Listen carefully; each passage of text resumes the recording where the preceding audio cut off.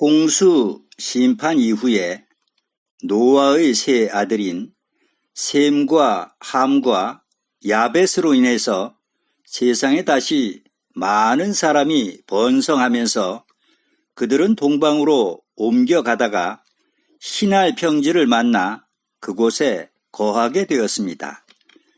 이곳은 지금의 중동에 있는 이라크 땅으로 이곳이 성경에 기록되어 있는 바벨탑을 쌓던 장소인 바벨로니아로 후에 메소포타미아로 알려지게 된 곳입니다.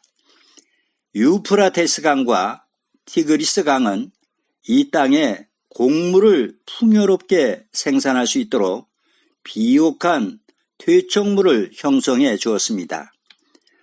하지만 이곳에는 당면한 문제들도 도사리고 있었습니다.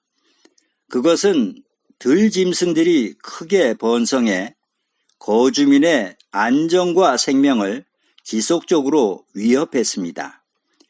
그런 관계로 이런 짐승들로부터 자신들을 보호해 줄 수 있는 사람은 백성들로부터 대단한 갈채와 추앙을 받게 되었습니다. 바로 이 시점에 덩치가 크고 건장한 니므롯이란 힘센 사냥꾼이 그 지역에 나타나 사람들로부터 큰 환영을 받으면서 삽시간에 유명 인물이 되었습니다. 창세기 10장 8절로 9절 말씀을 보시겠습니다. 구스가 또 니므롯을 낳았으니 그는 세상에 처음 영걸이라.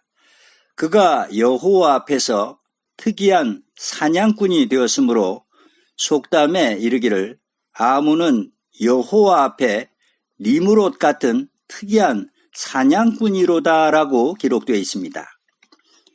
여기서 영걸이란 영웅호고를 이루는 말로 영특하고 용기와 기상이 뛰어나다는 뜻으로 강력한 지도자를 의미합니다.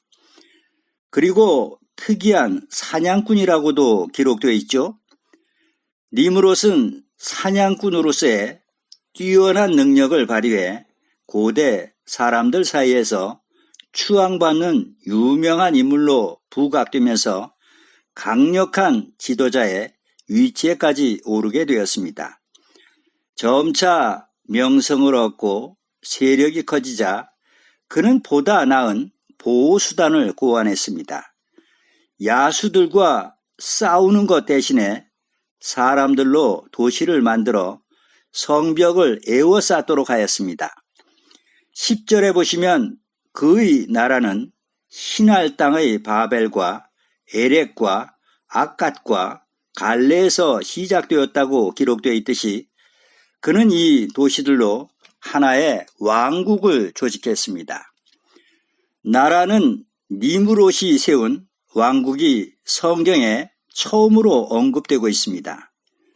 그러나 니므롯이란 이름은 그가 반역하였다라는 뜻을 가지고 있듯이 그는 경건치 못한 통치자였습니다.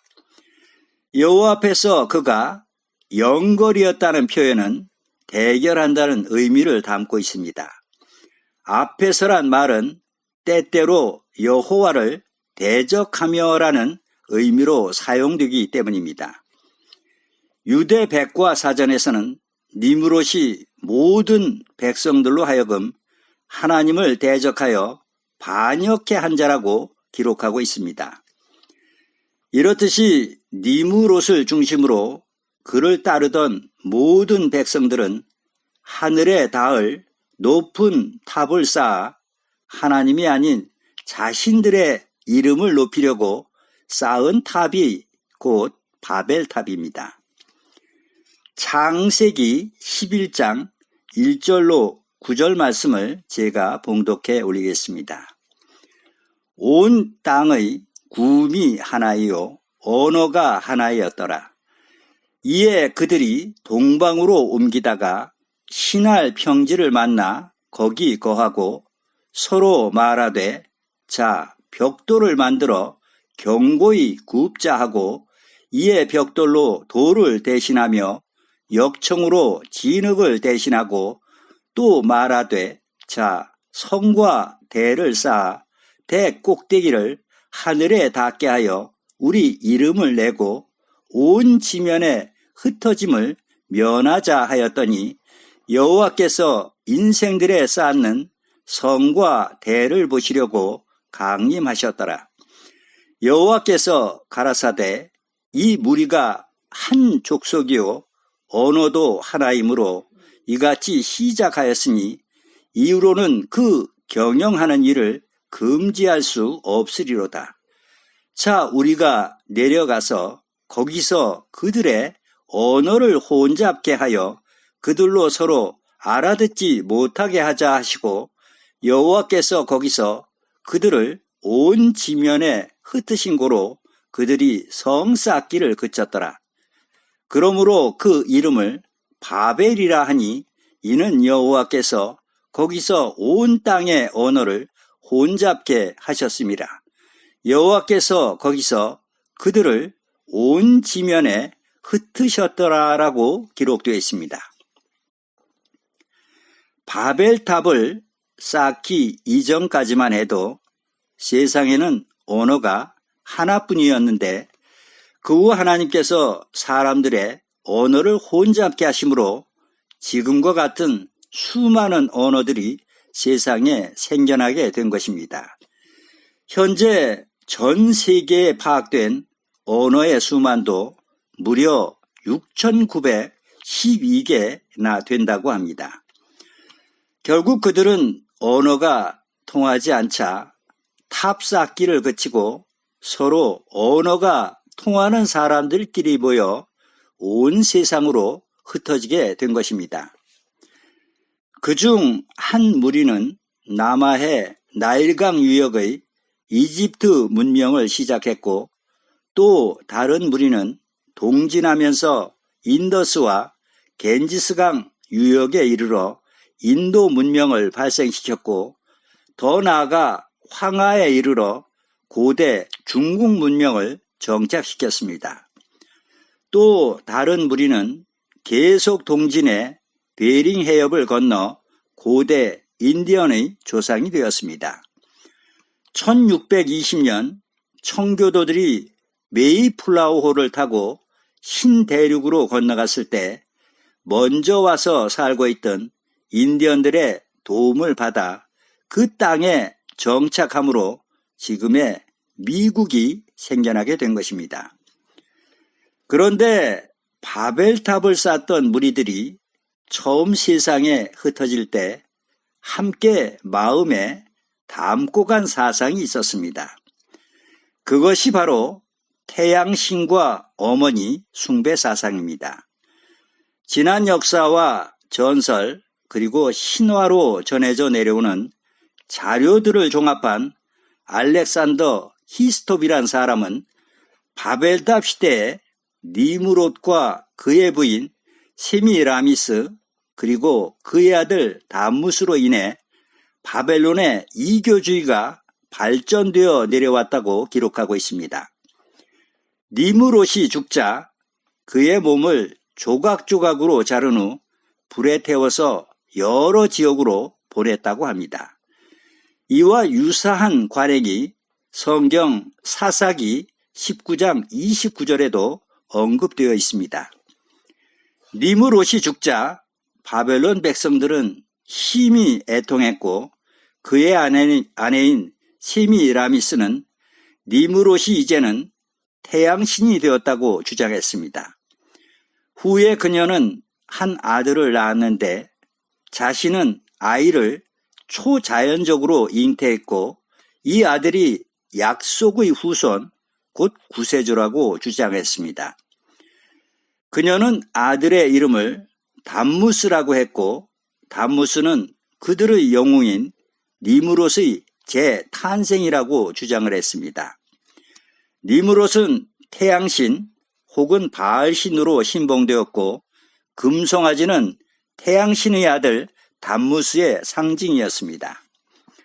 이 같은 사상이 뿌리 깊게 이어져 내려온 탓에 모세가 십계명을 받으러 시내산을 올라갔을 때에도 이스라엘 백성들은 금송아지 우상을 만들어 이는 우리를 애굽 땅에서 인도하여 낸 신이라고 하면서 번제와 화목 제물을 드리며 섬겼던 것입니다. 로마서 1장 22절로 23절에 스스로 지혜 있다 하나 우준하게 되어 썩어지지 아니하는 하나님의 영광을 썩어질 사람과 금수와 버러지 형상의 우상으로 바꾸었느니라 라고 기록되어 있듯이 사람들은 니므롯 즉 바알신을 태양상, 물고기, 나무와 기둥 또는 동물로도 상징화시켰습니다. 그리고 세미라미스는 담무스인 어린 아기만을 경배하게 한 것이 아니라 아기를 자상하게 품에 안고 있는 어머니까지도 경배하게 한 것입니다. 이 같은 우상 숭배의 제도는 바벨론으로부터 온 세상 나라들로 확산되어 나갔습니다. 이는 바벨탑을 쌓던 바벨론으로부터 사람들이 온 지변에 흩어졌기 때문입니다. 이것이 태양신 바알을 섬기던 바벨론 거짓 종교의 기원이고 어머니 숭배 사상의 기원입니다. 하나님께서 가장 싫어하시는 것이 곧 우상 숭배이고 바알을 섬기는 태양신 숭배자들입니다. 그러기에 열왕기상 18장 21절에 너희가 어느 때까지 두 사이에서 머뭇머뭇하려느냐. 여호와가 만일 하나님이면 그를 쫓고 바알이 만약 하나님이면 그를 쫓을지니라라고 말씀하시는 것입니다. 더 이상 머뭇거리지 말고 하나님이건 바알이건 분명한 선택을 하라는 것입니다. 바벨론의 거짓된 종교의 뿌리는 로마 제국 시대까지 전해져 급기야는 로마 가톨릭에서 이 같은 이방 종교의 풍습을 흡수해 받아들이므로 이교주의와 기독교를 혼합시켜버렸습니다. 결국 입술로는 하나님을 믿는다고 하지만 실상은 태양신 바알을 섬기는 우상숭배의 집단으로 만들어버린 것입니다. 지금 전 세계의 가톨릭 신자들은 아기 예수를 품에 안고 있는 마리아를 예수님보다 더 높여 숭배하고 있습니다. 그러기에 묵주 기도를 할 때 은총이 가득하신 마리아여 기뻐하소서 주께서 함께 계시니 여인 중에 복되시며 태중의 아들 예수 또한 복되시도다. 천주의 성모 마리아여 이제와 우리 죽을 때에 우리 죄인을 위하여 빌으소서 아멘 이란 이와 같은 성모송을 53번을 반복합니다. 그리고 이어서 예수님께서 가르쳐 주신 주기도문을 6번을 합니다. 성모송을 주기도문보다 무려 9배나 더 많이 하는 것만 보아도 마리아를 얼마나 더 높이고 숭배하는지를 잘 알 수 있습니다. 그런데 예수님께서는 마태복음 6장 7절에 기도할 때에 이방인과 같이 중언부언하지 말라. 저희는 말을 많이 하여야 들으실 줄 생각하느니라 라고 말씀하십니다. 여기서 중언부언이란 이미 한 말을 자꾸 되풀이한다는 뜻의 말입니다.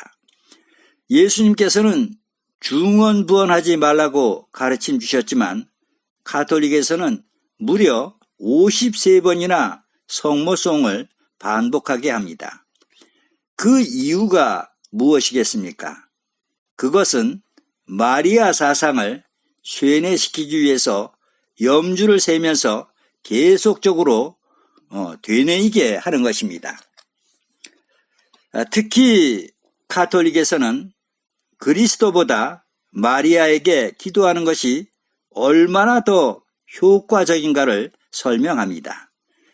죄인된 인간이 천국으로 올라가는 두 개의 사닥다리 이야기를 하면서 한쪽 사닥다리에는 마리아가 있고 다른 한쪽에는 그리스도가 있는데 죄인이 그리스도의 사닥다리로 올라가려고 하자 그리스도의 노한 얼굴을 보고 놀라서 떨어졌지만 마리아의 사닥다리로 올라간 사람은 힘들이지 않고 올라갔다면서 마리아는 그를 환영해 천국으로 인도했고 그리스도를 상면시켜 주므로 모든 것이 형통했다고 이야기합니다. 이 얼마나 가증하고 황당한 거짓말입니까? 심지어는 마리아를 동정녀라고 하고 중보자라고 하면서 하늘 황후로까지 부릅니다. 그러나 예수의 어머니 마리아는 결코 하늘 황후가 아닙니다.